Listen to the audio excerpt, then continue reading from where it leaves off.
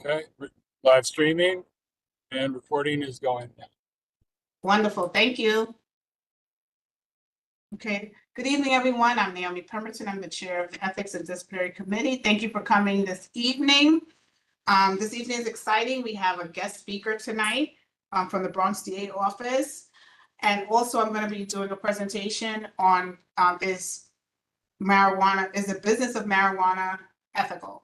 So I'm going to start with the presentation just so that if you have any questions for the DA's office regarding that, you can ask those questions. Hi, Naomi. It's Monica. Hi. Do you have a quorum tonight? No. Okay, we need to just make that known for the recording. Okay.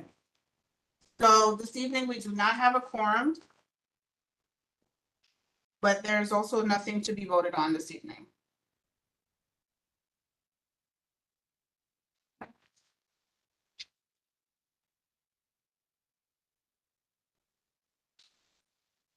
Let's see now.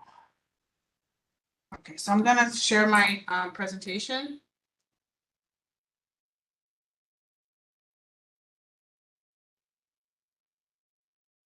Actually, you might have a quorum. There's 5 people on the committee, you have 3 here. There's 5, there's 6. yeah. If Angel is There's still on. Susan. Oh, on the webpage, it only has 5. Oh, it does? Yep. Okay. Okay. So, Naomi, when you're sharing whatever you're sharing, is there going to be audio to it? No, not this time. All right. All right. Yeah. Should be okay.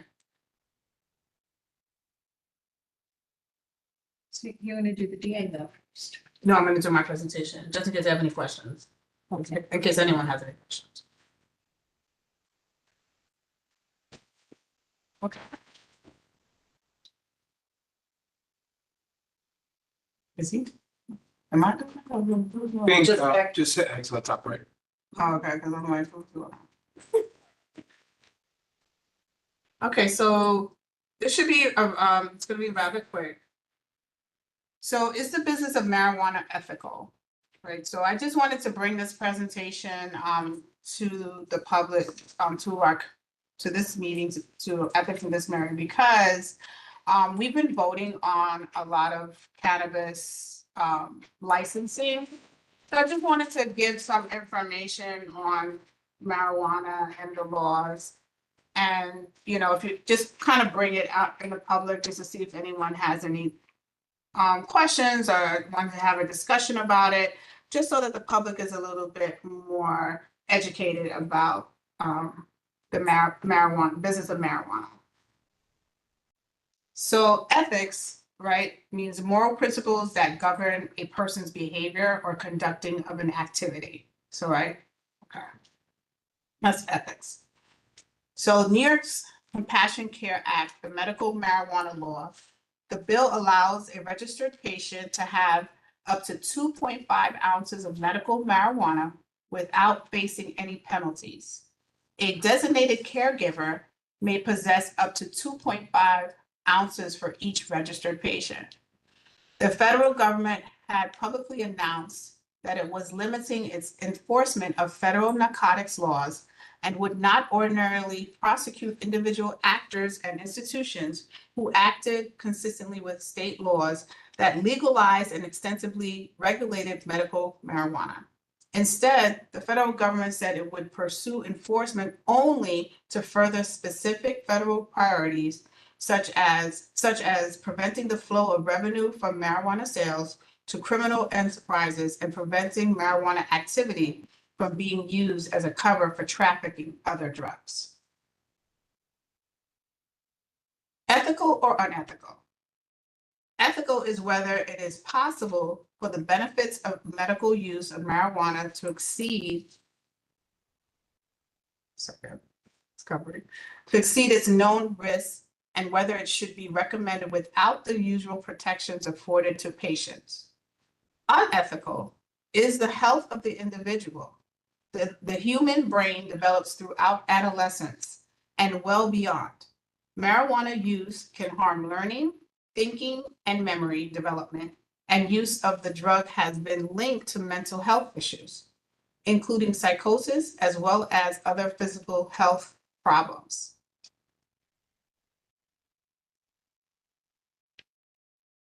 Okay, why is it over?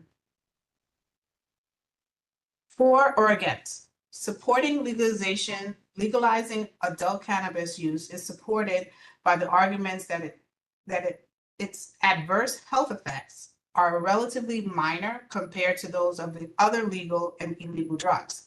That criminal penalties for cannabis use harm both users and the community, and that legalization enables better regulation and taxation of cannabis. Against legalization. Additionally, cannabis has been shown to have detrimental effects on mental health, intelligence, and the respiratory system.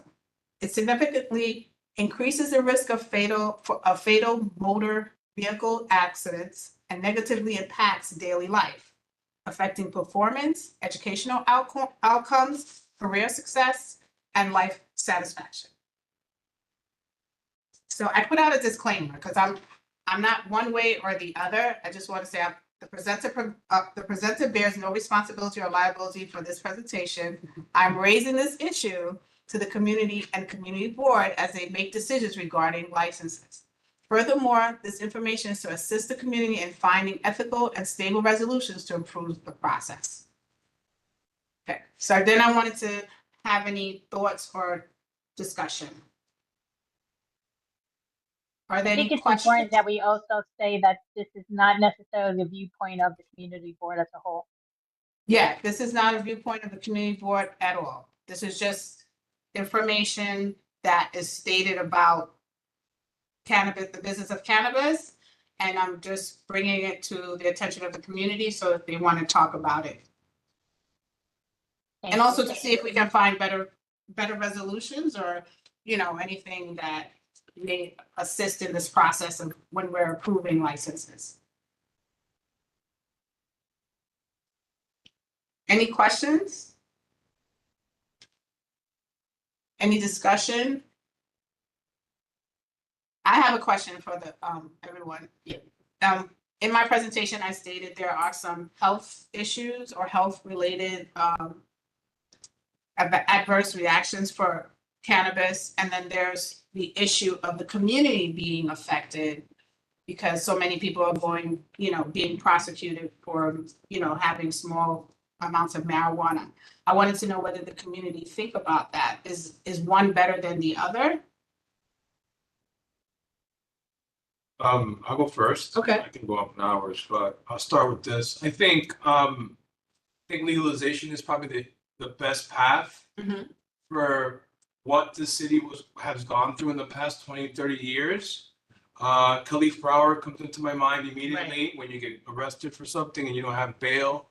You wind up in Rikers for 20, 30, and let's call it 2 to 3 years without being in front of a judge for, let's call it a dime of marijuana back, let's call it in the 90s. So I think legalization is probably the only path forward to make things equitable for folks who live in big cities. The first thing I thought about when you started your discussion, I thought about cigarettes and alcohol. I think pound for pound cigarettes are worse than marijuana. I don't have the stats in front of me, but I can get some. I think alcohol is terrible for the human body, but yet, especially in my culture, I'm Latino, we start drinking at a very early age, but it normalizes us. But yet we've classified marijuana up to a couple of weeks ago as a federal drug. And we punished, and there's so many lives that have been lost in the last 20, 30 years.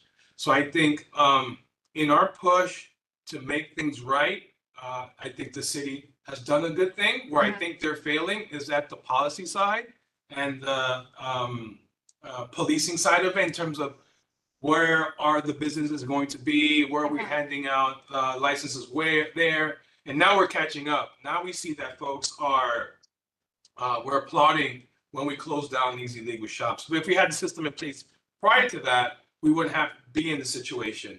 So I applaud the idea of legalization. I think the implementation of smoke shops was done poorly. It's not anyone's fault. We could all name, point fingers and name names, but I think what we need to do now is have a thoughtful discussion of how to better implement those policies. Agreed. That's exactly what, why I wanted to bring this up. You hit all the points that I wanted to put out there. So thank you so much. Anyone else?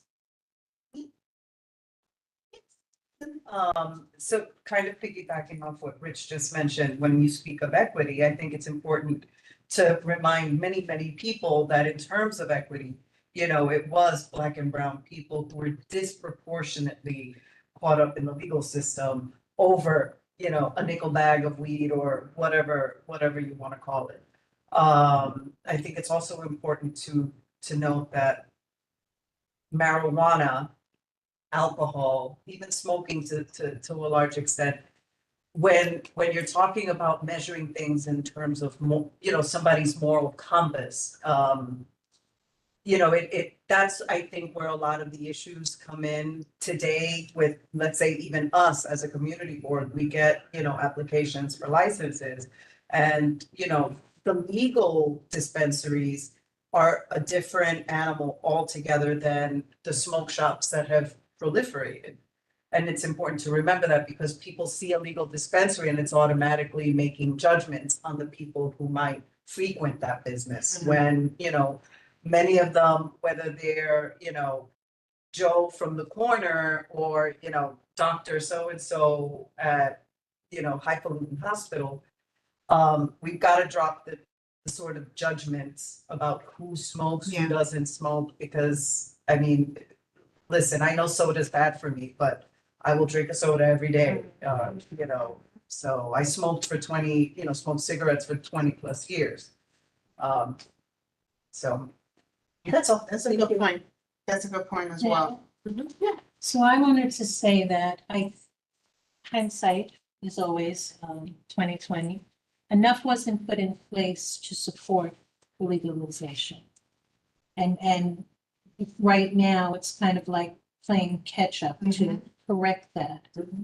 I think where this presentation is important is I would love to see a legal dispensary open in my area and hopefully get rid of the 3 to 4 illegal Right. and the 8 street vendors. Mm-hmm. Because the danger there, and yes, with marijuana, like alcohol or anything, or even prescription drugs, there can be side effects. But I think what clouds the issue is the marijuana that's not being regulated by the legal dispensaries is laced. And that is doing harm to all of our communities. So I think this was important. Thank you. Thank you. So I'm glad I was able to bring this to this meeting today because I do want people to be aware and just kind of start thinking about, Diane? Do you want to?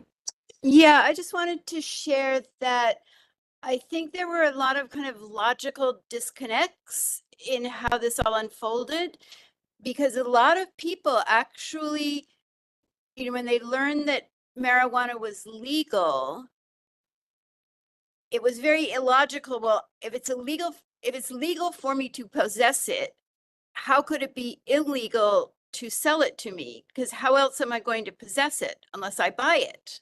And a lot of people really didn't understand the difference between the illegal shops and the legal ones. And that probably sounds odd to the board because you're so involved in the process of approving the legal ones. But lots of people, even to this day, don't really get the difference between the legal ones and the illegal ones. And then there's also the issue that I don't know if you really touched on of age. It is illegal for anyone under the age of 18 to possess even the small amounts, I think. But I think a lot of people don't realize that. And that is also a moral issue of, do you regulate it by age? Yeah, that's a good point. Yeah, I don't know. And I'm glad you're bringing this up, and I'm glad everybody made certain comments, because I want us to start thinking about how we can talk to our legislators on how to do this better. In terms of licensing, in terms of maybe even the illegal shops, how do we recognize an illegal shop, right? So I think we need to have the community more educated on what's legal, what's illegal, and provide, have these discussions so that we can have, we can think of better ways to monitor this. Because we do have, there's families, there's children that are being exposed to things as well. So we just want to make sure that our officials know that we want to have to be heard and make sure that everybody's safe and everybody gets legal right to do as they wish to do. If I see someone else's hand.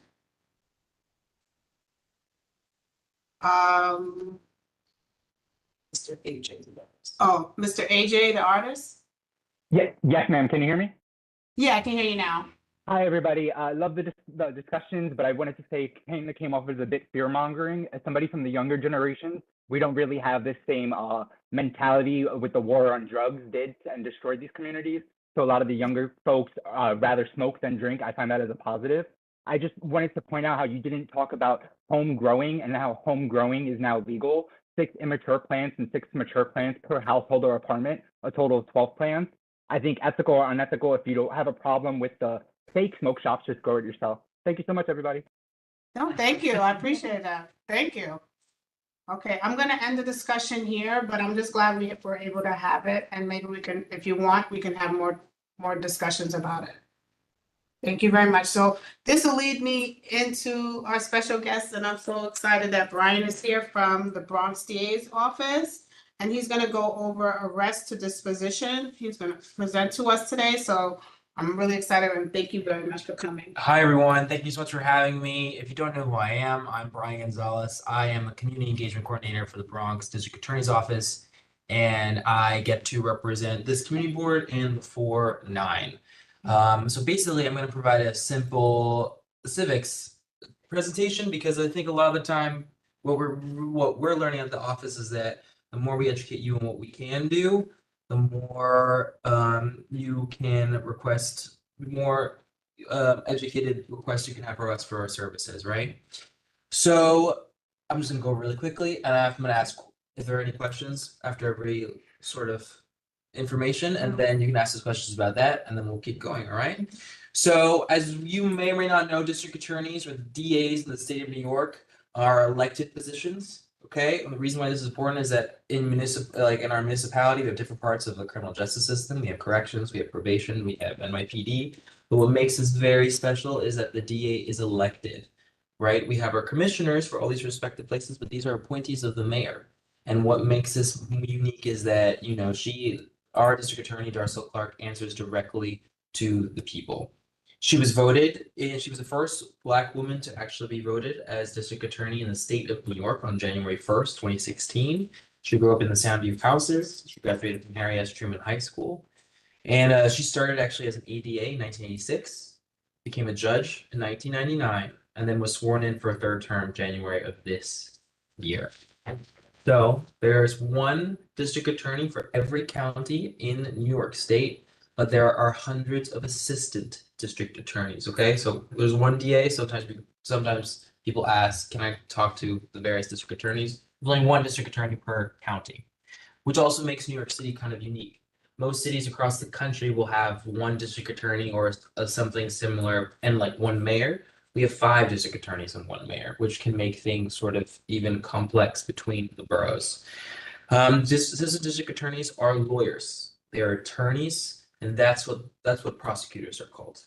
Okay, and they help. Their clients are us, all of you guys. More specifically, the residents of Bronx County. Now, something is very important is that there are generally 2 kinds of laws: civil law and criminal law. Okay, and what criminal law are rules that apply when someone commits a crime, which is defined in our New York State Penal Code. Okay, the examples of crimes are assault, robbery, murder, and arson. And these are addressed in criminal court. And you can look this up in the New York State Penal Code. They break it down. They have all the definitions of what is considered a crime. Civil law pertains to almost anything else. And these are applied when one person sues another person or business or an agency. And this can cover housing disputes like eviction and foreclosure, family cases, divorce or custody, consumer problems like debt or bankruptcy, cases where someone sues for damages. All these cases go to civil courts. So one of the most important distinction is that those involved in civil cases do not run the risk of jail time, right? But in a criminal case, you do run the risk of jail or prison time. ADAs exclusively deal with criminal law. So sometimes people call us for housing issue or certain other kinds of civil disputes. We do not handle those. That is handled by private attorneys.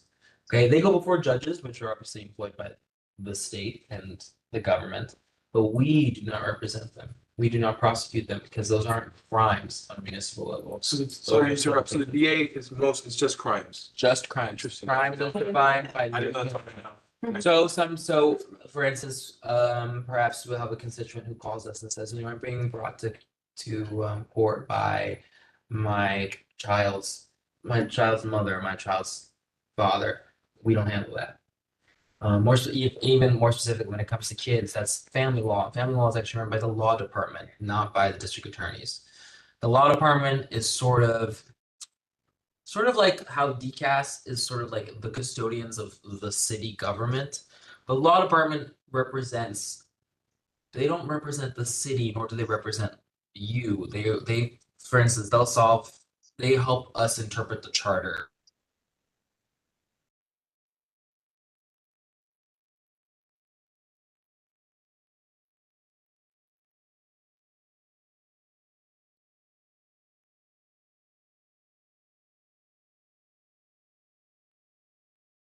So what do ADAs do? They're also the investigators, right? They gather and assess evidence.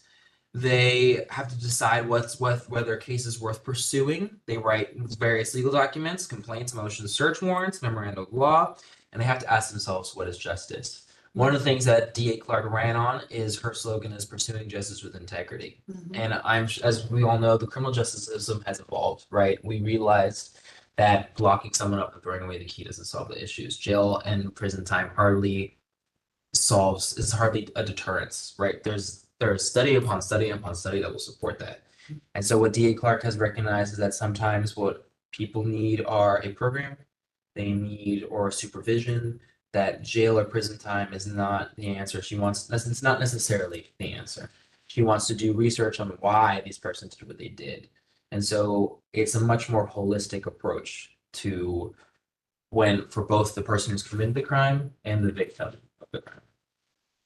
So we're going to go through a very, very simple crime. So if I walk down the street and someone stops me and they rob me at gunpoint and the incident's over, I would then go to the nearest cop that I can find, right? The patrol officers, we know they're going to be in a uniform. They're going to be in a marked car. It's going to be not black and white. It's going to be white and blue. I tell them as much information as I can. Police officers are going to go around. They're going to see if they can find the robber. They find the robber. They arrest the robber. If the robber remains elusive, they get away. That case is obviously to go to detectives. Detectives are going to be in plain clothes. Detectives are going to be in unmarked cars. They're going to try to gather intelligence, right? Because they want to be a detective. And regardless of the outcome, if they find the robber later, they're finding the robber there, they need probable cause to make an offense, right? So probable cause is a reasonable basis for believing a crime have been committed. There must be sufficient evidence, either observed by police at the scene or later discovered by detectives, to provide officers with a valid reason to believe an individual committed a crime. Events that can give rise to probable cause can be observation of the crime, a witness, surveillance videos, DNA evidence linking someone to the location of the crime. So probable cause is established, the person is arrested, the individual is taken to police precinct for processing. And there are two kinds of arrests. DATs, which are desk appearance ticket arrests, and live arrests. In a live arrest, the individual is processed by the arresting officer and is required to wait at most 24 hours in custody for the court appearance. This is a big part of our criminal justice system. If you are arrested and you're in custody, you have at most 24 hours before you're seen by a judge. Is that true? Yes. If you don't get seen by a judge. Talking about in practice. Yes, if you don't get seen by a judge within 24 hours, I think they have to let you go. No. There's a lot that goes on. I'm just saying, because I know folks, when they get arrested, they're there the entire weekend. The entire, well, I guess until the court gets seen. Perhaps. I don't know I don't know the answer to that question, but I know that they have to see a judge as soon as possible. So I think things might get complicated on the week. I would imagine. Yeah. Get more complicated on the weekend. But if you got arrested on a Monday, you would have to see a judge in 24 hours. As soon as you can, you have to see the judge. But I can't speak necessarily for the weekend. But that's really excellent. I'll get clarification from my supervisors to figure that out. Okay. A DAT is an officer is going to have a written order and give you a date and time when you should appear for a criminal court, and that's known as the return date. A really big difference between those is that there are rules that are set about what gets a DAT and what gets a live arrest. Usually that correlates with danger, right? If a person might have committed a violent crime versus, for instance, a lot of protesters get DATs. If they're blocking traffic, they'll get a DAT. Versus if you become a little bit more unruly, you might have a live arrest. But these rules are set of what would get a live arrest and what gets a DAT. Yes. Isn't it up to the discretion of the arresting officer? Of gets a DAT or a live arrest. So that part, I don't know. But I do know that when it comes to, there are actual strict rules of what might get a DAT and what get a live arrest, right? I'm assuming the arresting officer might have an interpretation of whether or not that is where they fall in that line. But that is a question more for the police department than it is for me. These are rules that we understand as, remember, we can handle everything after the arrest is made, right? We're not there to discern what how the person was arrested, what the person is charged with at that moment, right? We handle everything after the fact, which is also an important distinction because a lot of times we get calls about things that haven't happened yet or like potentials of something that could happen, right? But we can't necessarily address that because we don't. The police is more about crime prevention at the moment, right? Versus we handle everything that happens afterwards. That's a big part of our job. Do we as community engagement, do we do crime prevention engagement, right? We try to engage the youth, we try to reach out to people to see if they need help, right? But a big part of crime prevention, I would think, is more closer to them, to other agencies. I'm not going to put all NYPD. To other agencies or other people, we handle everything after. Right, we can't really do it. Our hands are tied, right? Because we handle the criminal law. That's what we have to do legally. After an arrest is made, the ADA will draft a complaint charging them with the crimes. Okay, so the NYPD will provide all the evidence they've gathered for a case, and in the complaint room, the ADA then reviews all the evidence and gathers more evidence if need be. That might determine, but this might determine whether or not it's worth pursuing the case. So the evidence was once available might no longer be accessible. For instance, a witness might no longer cooperate, and the case actually might be dropped or changed. So the NYPD will have a recommended specific charge against the arrestee, and after the ADA's own investigation, they will determine if the NYPD's charges are appropriate or need to be changed. That might mean the charge has increased, or the charge might be lowered. Because the ADA does a little bit more investigation, right? The NYPD is only collecting as much information as they know right then and there. The ADA has the privilege of being able to do a little bit more in-depth investigation after the fact and after the arrest. Okay. And then they make a complaint. A complaint is a formal legal document that sets out facts and legal reasons to support the prosecutor's claim. The complaint officially charges someone with a crime. The ADA might also draft a suggested bail request, and I'll cover that later. All right. So there are 3 types of offenses: violations, misdemeanors, and felonies. Violations, this is how violations are defined in our New York Penal Code, is an offense other than a traffic infraction for which a sentence to a term of imprisonment in excess of 15 days cannot be imposed. So violations are not really necessarily crimes as we define them. They're usually not charged with a complaint, but with a summons or a ticket. Okay. Violations include unlawful posting of advertisements, disorderly conduct, and trespassing. Right. Misdemeanors also are an offense and are defined as an offense other than a traffic infraction for which a sentence to a term of imprisonment in excess of 15 days may be imposed, but for which a sentence to a term of imprisonment in excess of for 1 year cannot be imposed. These are crimes discharged via VAT or live arrest, actually. These can go both ways. Examples of misdemeanors include graffiti, killing or injuring a police animal. And interestingly enough, in New York City, fortune telling is a misdemeanor. If you look at the definition, No though, witches allowed? if you look at the definition, you have to like the definition for fortune telling is like if you really do promise, you know exactly what's gonna happen. You know what I mean? Not just like a suggestion. You learn something new every day. You like know exactly what's gonna No happen idea. if you read the fortune telling thing. Obviously, do we really prosecute that? Not necessarily. That's gonna be so low and not, that really happens. I don't Not a priority. probably, I can't imagine it is. I'm not gonna say it isn't. Maybe the DA has an agenda that I don't know about. but They're unfortunately- prosecuting other witches. But I can't imagine that that's a big priority, but there are things like that where they're just these laws that exist that we haven't seen for a minute. These crimes are punishable up to 1 year in jail, not prison. Okay, and offenders are placed in Rikers Island. Rikers Island is our only municipal jail. The city does not control any prisons. Lastly, felonies are crimes and are almost always a live arrest. This is a crime for which you can be imprisoned for an excess of 1 year, and this is where you would go to prison. Felonies include kidnapping, murder, possessing an unlicensed firearm. The sentence is over, then you would go to prison. Okay, prisons are upstate. We don't have, or the city doesn't control any prisons. It is important to note that felonies, misdemeanors, and violations differ from state to state, right? What might be considered a misdemeanor in one state might be a much more serious charge in another. Any questions so far for what I've said? Is Rikers considered our county jail? That's a good question. I wouldn't know. No, it's a city jail because it's not Bronx.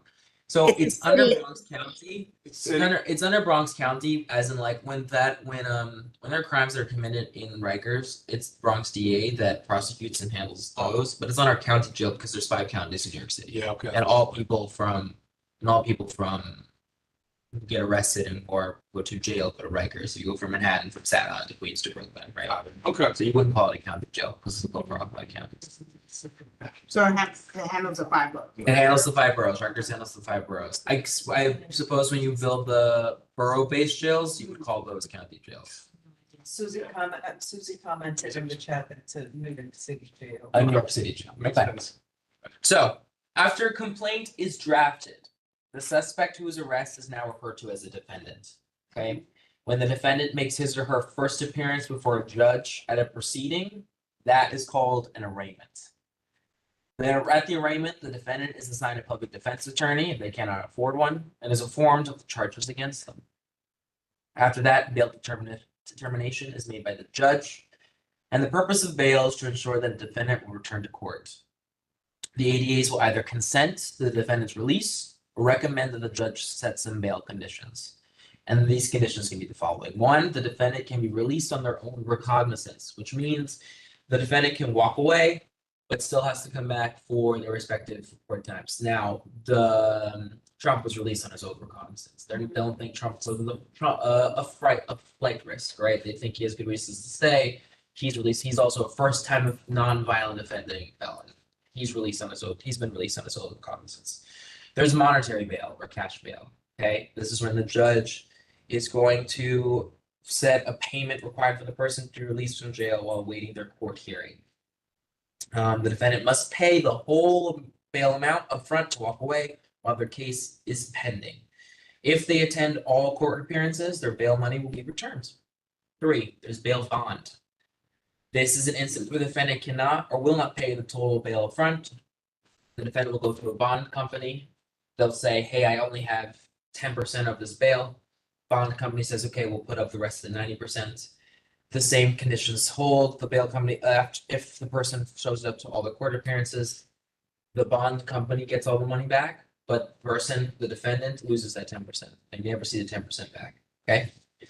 Then there obviously is ankle monitoring. You're going to put an ankle monitor on you. You're going to be constricted to either your house or a certain area, and if you if you leave, that messes up your bail. And lastly, there's remand. remanded, which means the judge has ordered the defendant to remain in jail during the pendency of the case. This might mean the jail. So interestingly enough, a judge cannot consider dangerousness when it comes to being reprimanded. They can't consider the fact that this person might do it again.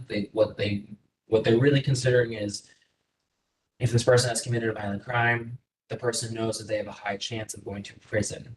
And the risk that the person knows that there's a high chance of going to prison means they're going to be remanded because they're a flight risk, or there's a risk that they're going to flee. So usually that means they're going to be remanded. If the defendant violates any of the rules of the bail condition, the defendant may have their bail revoked or increased and placed in jail. Okay? So at any point, that doesn't mean they're going to go to jail right away. That just means the judge may consider putting them in jail or increasing their bail.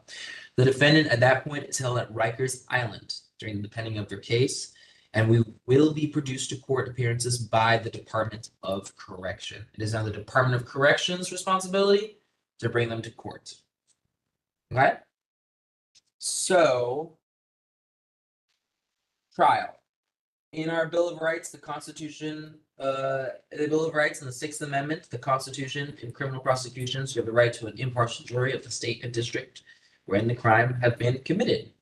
As soon as you're registered to vote, you are up for jury selection. And in our case, in the DA's office, all jurors have to be from Bronx County. In New York State, when the defendant is charged with a felony and the bail is set, the case must be presented before a grand jury within 6 days of arrest. Okay, a grand jury is sort of another level of fairness. The criminal justice system wants to make sure the defendant gets a fair shake. So at this point, the defendant has been charged with a felony, but the grand jury decides whether or not the defendant will be indicted, which means formally charged. And most on a grand jury, 23 people will sit, and at minimum, 16. And during a grand jury hearing, the prosecution presents all evidence as they would in a trial, but there is no judge and no defense. And the grand jury will hear multiple of these cases, okay? After the presentation of evidence, the grand jury votes on whether there is reasonable cause to believe that the person committed a felony, and if there is legally sufficient evidence. 12 members of the grand jury must agree that there is reasonable cause. This is not a unanimous decision. This is just a majority decision, that they think there's a reasonable cause. This is not beyond a reasonable doubt, right? Which is which is later, where all juries must have a unanimous decision. This is just reasonable cause, okay? And this is a majority. And then, so after that, they've decided this is going to happen. Then the pretrial process begins, okay? First, there's discovery, which means the prosecution is required to share all the evidence that's collected. The defense will then submit motions, which are formal proposals to the judge to suppress, remove, or withhold various kinds of evidence that they deem to be unfair, unnecessary. And the judge may then order more hearings to resolve those issues. These hearings will be held so that witnesses and other evidence can be introduced before deciding what should be excluded, if excluded at all. Now, I'm sure you all heard of plea bargaining. Plea bargaining is the process by which the prosecution makes the defendant an offer, usually a reduced charge or a promised sentence in exchange for a plea of guilty. You must plead guilty. This way, both parties avoid the uncertainty of a trial. The exchange will occur while the case is pending. This can happen at any time up to anytime during the actual trial or anytime before. And the plea bargaining is essential. In most cases end up plea bargaining because we don't have the manpower to take everything to trial. Trial takes a lot of time. Trial costs the taxpayers a lot of money. We don't have enough courtrooms, enough judges, enough genuinely enough people to take every case to trial. Most things end in a plea bargain. And it just makes the criminal justice system moves a little bit more smoothly. In most cases, end in a plea, but some still will go to trial. All right. So if it goes to trial, first you have jury selection, which is separate from the grand jury selection. This jury selection, both sides get to ask. It's called voir dire. They get to ask people questions. I don't know if anyone here has been in jury before, but they get both the defense and the prosecutors will ask you questions to see if you have any biases against either side. And then once 12 jurors, I think it's 13 jurors because one of them is an alternate, so right? The burden of proof. So now the burden of proof of crime is high. It's much higher. The prosecution must convince all jurors beyond a reasonable doubt that a defendant has committed the crime. Which is why prosecutors will only take things to trial if they have sufficient evidence. They really think that it's gonna be convincing. Okay, they're not gonna waste their time taking something to trial if they don't think they can convince 12 jurors that they can't happen, right? Because they need to convince 12 people while the defense really only has to convince one person in order for this thing to not go through. Evidence going to be presented. The prosecution is the only side that actually is required to submit evidence. The defense can just sit there. They are not, because it's not their job to convince the jury that they did it or didn't do it. It's the prosecution's job to convince everybody that it happened. Because people have the right against self-incrimination. Okay, so the prosecutor is going to present evidence. They're going to call witnesses. They're going to call evidence. The defense is allowed to cross-examine the witnesses. Okay, and then after prosecution rests, which means after the prosecution has presented all the evidence, the defense can present their evidence. They don't have to, because perhaps the defense thinks that it's weak, that there are holes in it, and they don't have to present any evidence anyways. After that, there's going to be closing statements. Both sides are going to explain why they're correct. And then the jury will deliberate. And this can take up to a few minutes or several days. And the decision in criminal cases must be unanimous. They all have to agree. If all 12 jurors do not agree, if even one person doesn't agree, there's a hung jury and the case is declared as a mistrial. And one of three things can happen. The prosecution may decide to retry the case on a later date. An example of this is Alvin Bragg is retrying that producer, that movie producer. Weinstein. Weinstein, he's retrying it, right? He's gonna take the whole thing to trial again versus having a plea bargain. He's gonna do the whole thing over again, okay? Two, the prosecution might negotiate a plea deal after the fact. Maybe they think in this situation that having a plea deal is more favorable. They don't want to take it to trial again. Maybe they know, you know what, perhaps there's not enough evidence. Let's just figure this out. Well, usually this plea deal will be even lower than the last plea deal they made for trial. And then lastly, they just might drop it all completely. That then it's over. Chris gets to walk away. It's done. Lastly, if all the jurors agree to convict or not convict, there's a verdict of guilty or not guilty. If found not guilty, the defendant may walk away. If found guilty, the judge will issue a sentence, which can include jail or prison time, probation, social service programs, fine, and community service. Now, when it comes to children, and sometimes we get that question, especially with kids, when it comes to adolescents, that is held completely done by family law, which is the law department.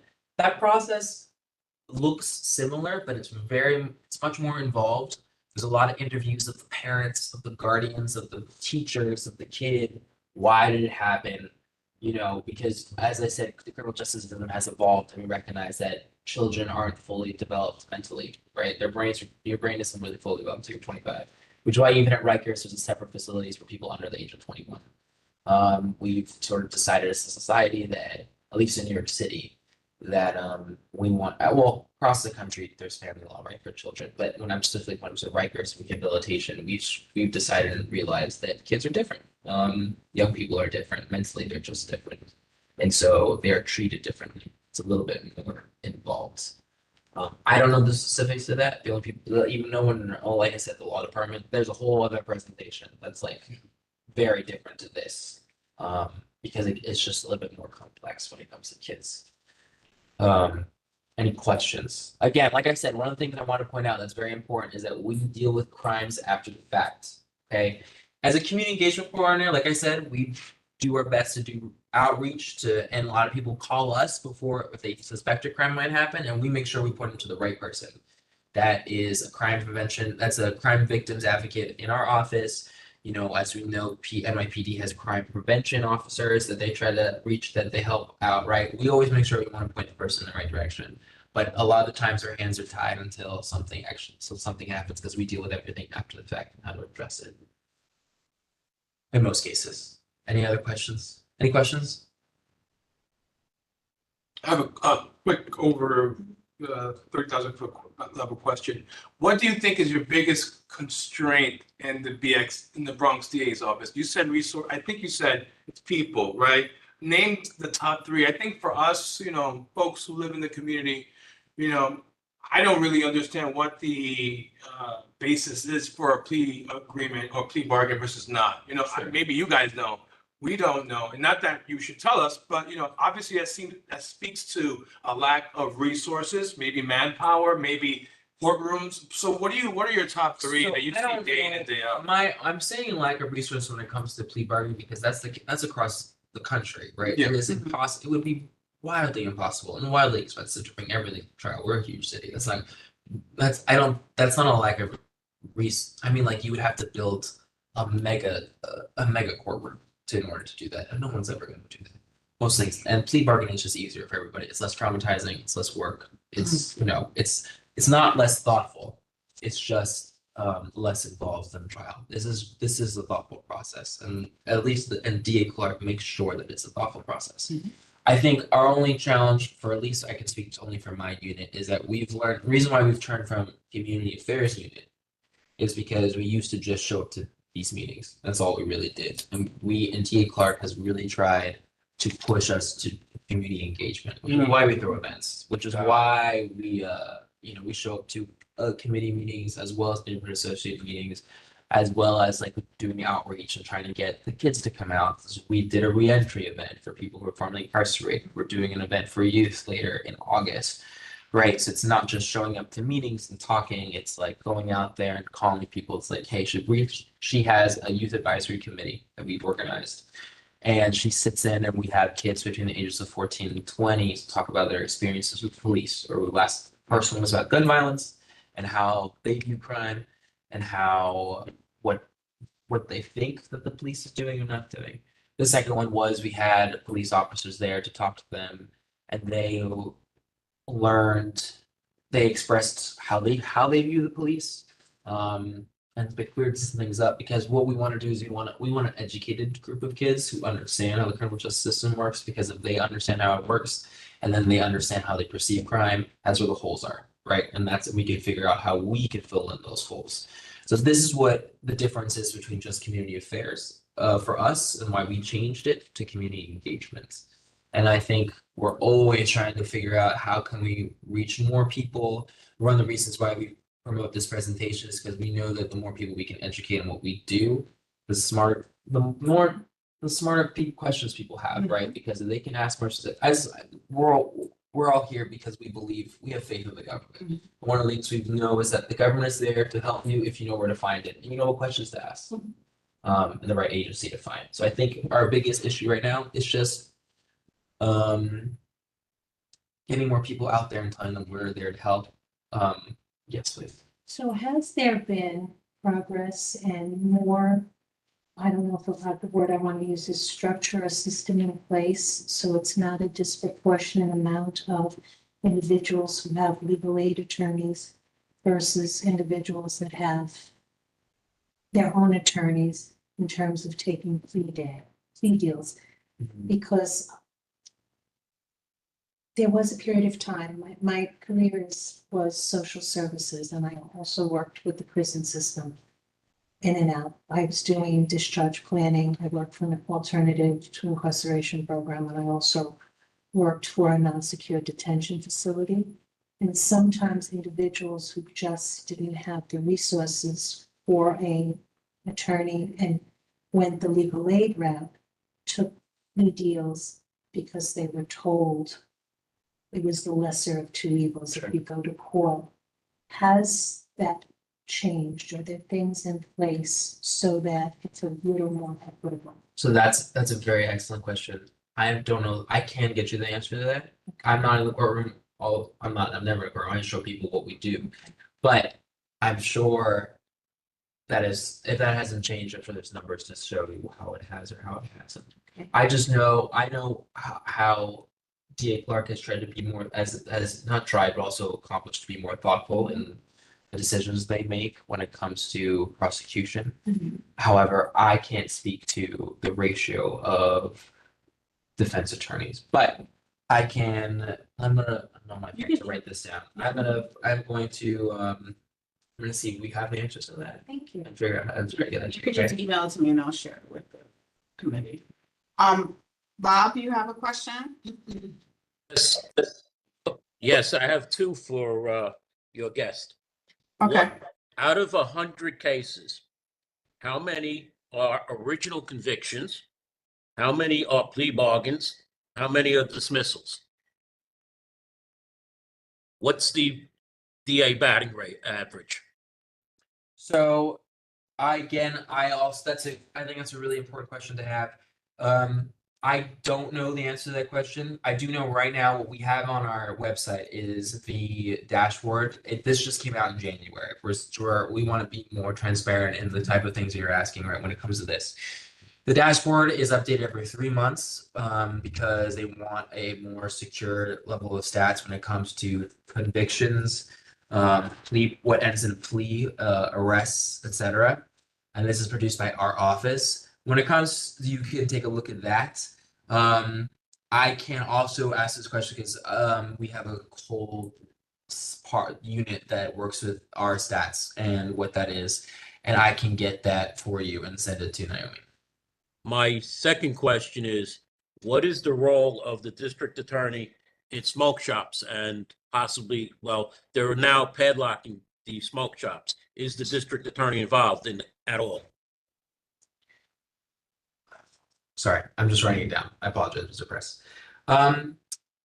I've spoken to my supervisor about when it comes to because that seems to be a question that happens a lot.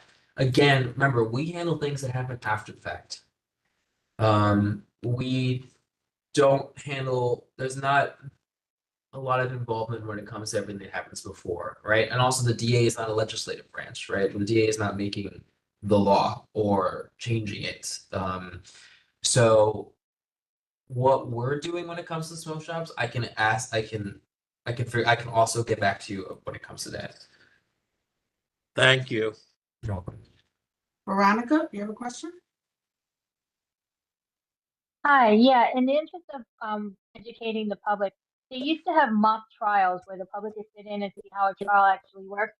Do they Yeah. still have that? And if they do, how can the public reach out to be part of it? That's something we're working on because someone else has also brought that up to me. I know pre-pandemic there was a very involved mock trials example, so I have heard about that before. I'm talking to my supervisor. We're getting more staff. Also, community engagement unit. Our staff is growing. It was only about 3 people in the summer. We're now up to a team of 10. So the more staff we have, the more we can engage with the public. But that specifically, the mock trial, I brought to my supervisor. We're working on that to try to see how we could do that again. That'd be great, because I know that a lot of people who have had the opportunity to do the mock trial said it was a learning experience for them. So I think it would be something that the public would be very interested in. I completely agree. Thank you. You're welcome. Thank you. Cynthia? Sorry. This might be a presentation for a whole nother day. But I'm curious what relationship the DA's office would have with people who are, like the Innocence Project, trying to get convictions overturned, wrongful convictions, and is there any involvement? I don't know if there's any involvement with the Innocence Project. I know that I don't want to say anything that I don't know for certain. I feel like I've heard that there is its own bureau that does that searches for integrity of these things, but I'm not gonna say anything for certain on that. But I'm gonna write that down so that way I can get that for you. Okay. I'm just and I'll put this all in one email. I'll send it over to you guys. Okay. Perfect. These are really important questions. A lot of these things we just bring up in our own meetings because a lot of people have very similar questions. So the more similar questions we get and we cross-reference each other for the meetings we go to, and we try to form answers, because also our answers got to go through some other people to make sure we say the right things somewhere. We just know a little bit better, more clearly. Okay. So any questions that I can't answer to, I'll be sure to figure out as soon as possible. Can you please make sure to also copy District Manager Jeremy Warnicki on the email so he can Will do. send it out to the rest of the board? Will do. Thank you. I Thank just you. want to back on what Cynthia asked, because it's not just the case of wrongful convictions. There were individuals that were guilty of what they were convicted for, but because of their circumstances. One example, a male and female could get arrested for drug-related crime. The male had someone higher they could give up. Their sentence was very different. The female didn't. Her sentence was much higher. So there were also situations, to be blunt, where if you came in front of, if you were a person of color coming in front of a particular judge or jury, you were guilty of the crime, but the sentence that you got was vastly different and inflated from sentence someone else would get. So that is a significant portion of individuals in prison that are guilty of what they were convicted of, but their sentence was not exactly equitable and just. So if you could add that too, it would be appreciated. Thank you. Any other questions?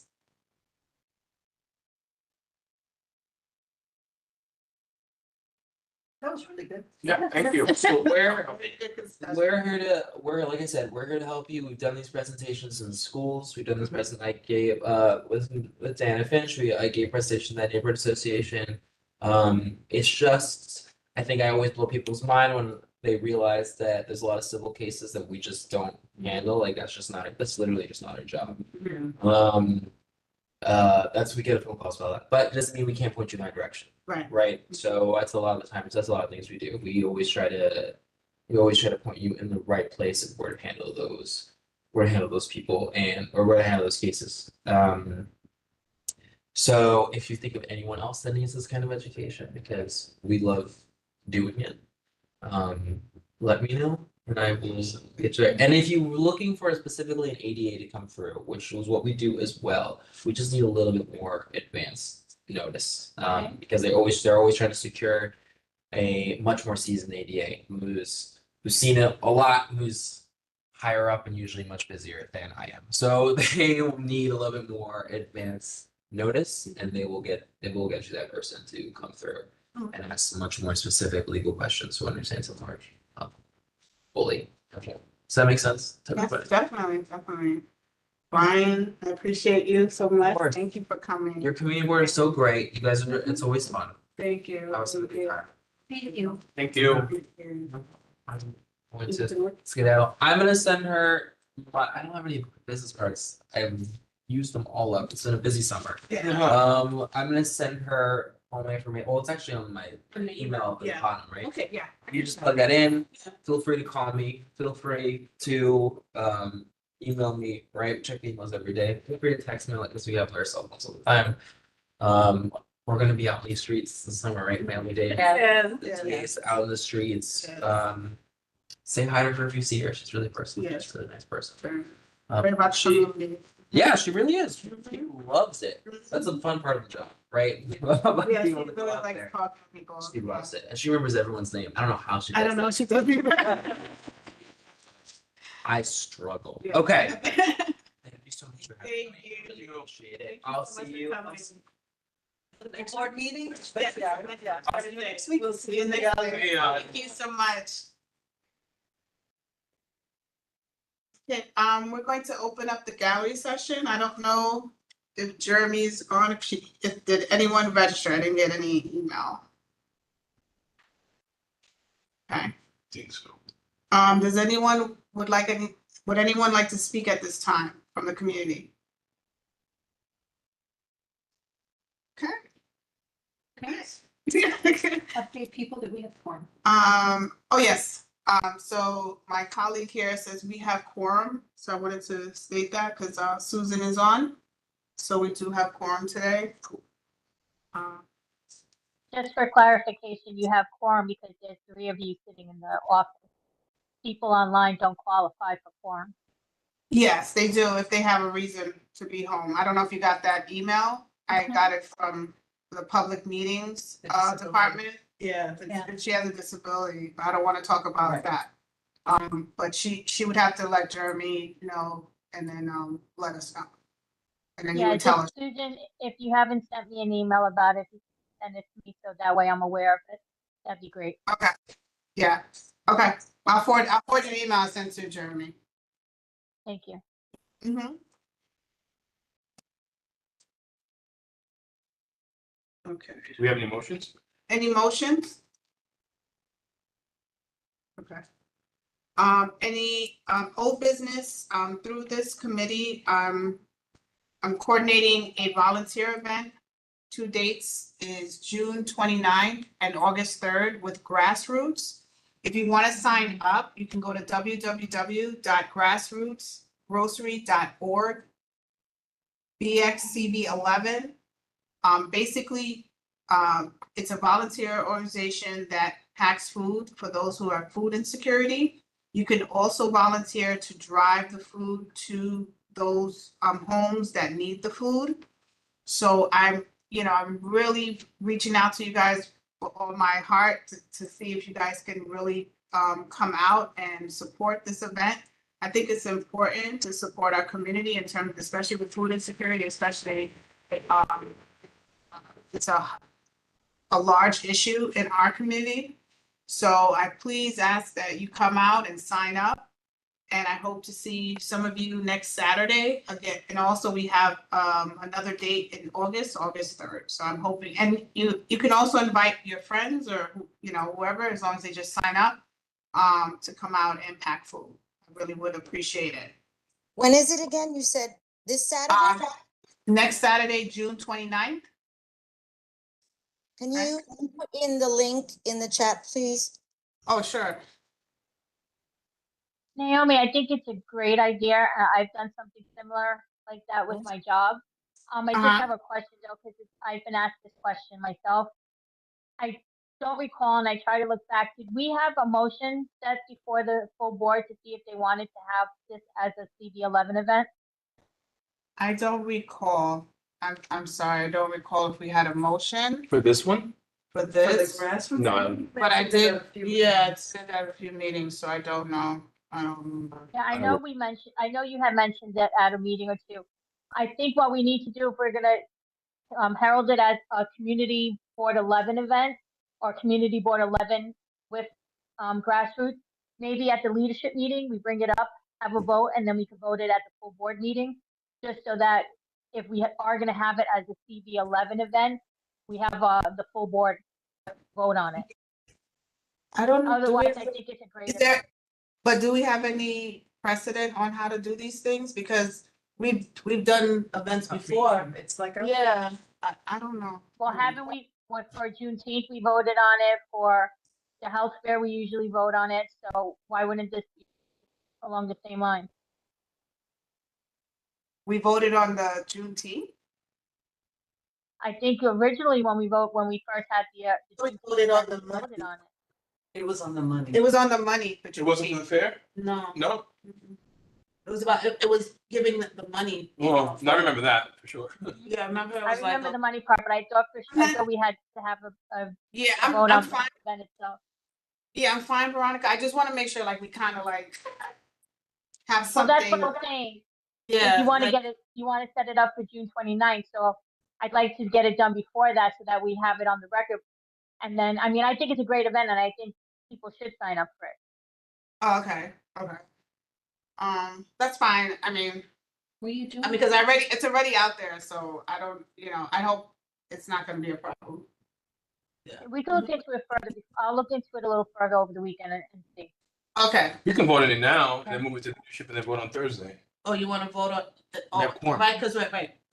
Yeah, have to go out of I just need committee. somebody to make a A motion. motion to make grassroots volunteer activity a BXCB11 event Okay. Second. For June 29th for and June 29th August 3rd. and August 3rd. Second. August 3rd? And or. You don't have to cover both. Mhm. And or. Okay. Motion. Anybody abstaining? You Anyone have a against? second, who seconded? I second. Jeanette. Okay, good. Any abstentions? Any opposed? Anyone opposed? Motion carries. Yep. So then we'll just bring it. Next to- time, Monday. Thank you. Okay. Yeah, that's great. I'm glad. Thank you so much for doing that. I just want to make sure that it's done properly. Like I said, I think it's a Yeah, great event. no, I'm with you. I'm just saying, it's like. Let me think about that. No, I know, I know. And I all know over- you've mentioned it I think before, you just so. say it. Yeah, it's just like, sometimes we do, sometimes we don't. So I'm just trying to, I was just trying to. Yeah, so that's it. Yeah, it's kind of like, but So, I'm for- fine with that. For the record, this doesn't have to go to leadership. We voted on it at committee. No, if So you this- voted it on committee, it could go straight to the full board. Okay, Okay. and thank you, Cynthia. I would bring it up at leadership though, just to remind Yeah, people just, what it is and uh, everything. So it's documented. Perfect. Oh, I like when we work together. It's nice. Okay. The approved by. Saying it's on the grassroots. Yeah, they have a link, yeah. Permits need 30 days. No, we don't need a permit. It's a CBO that already has that. That's why I Yeah. made this as easy as possible. Made it as easy as possible. Okay. Okay, so, is there any new business? So I am gonna close the meeting at 8:08 PM. There's nothing else. Motion to adjourn? Motion adjourned. Second. So moved. Okay, good night. Good night. Thank you, everyone. Night, Have a everyone. great weekend. Have a good one. Thank Bye. you. Hydrate, hydrate, hydrate. Hydrate, yeah, word. What happened? Hydrate, to hydrate. Hydrate.